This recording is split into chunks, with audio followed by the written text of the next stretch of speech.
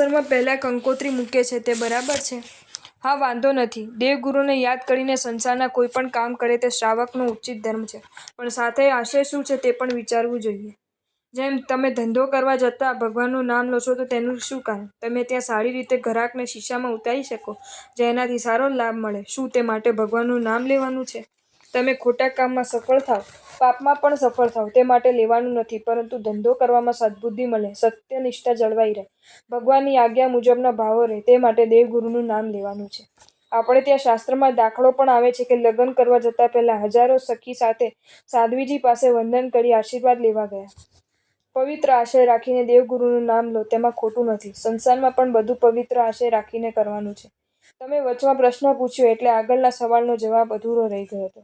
તેનો હવે જવાબ આપી દઉં છું. તમારા સગા સંબંધીઓ મૃત્યુ પામે ત્યારે તમને શોકની લાગણી થાય તે યોગ્ય છે, અને જો ના થાય તો તે હૃદયની લુખ્ખાઈ છે.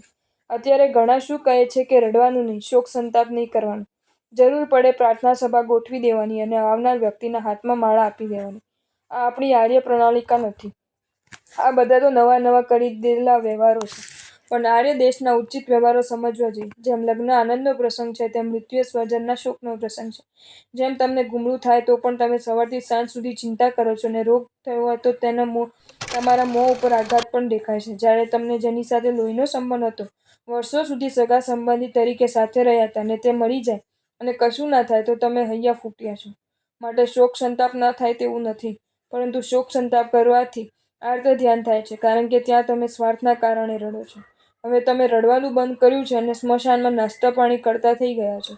જેની સાથે 50 વર્ષ રહ્યા તે કાયમ માટે વિખોટો પડે છતાં તેની કોઈ અસર નહીં, અને સાંજ સુધીમાં તો તમે ટોલ ટપ્પા કરો છો. તે શું બરાબર છે? શ્રાવક લાગણીશીલ હોય કે ઢીઠ્ઠો હોય, તેનું કેવું હૃદય હોય તે ખબર છે? તમે સ્વજનના મૃત્યુ વખતે તેના ગુણો અને સારી વાતો યાદ કરી રડો કે શોક થાય તે બરાબર છે, પણ સ્વાર્થ ખાતર રડશો તો આર્ત ધ્યાન થશે. જો તમને આ વિડીયો ગમ્યો હોય તો આ વિડીયોને લાઈક કરો અને મારી ચેનલ જૈન ફેક્ટ્સ એન્ડ સ્ટોરીઝને સબસ્ક્રાઈબ કરો. ધન્યવાદ.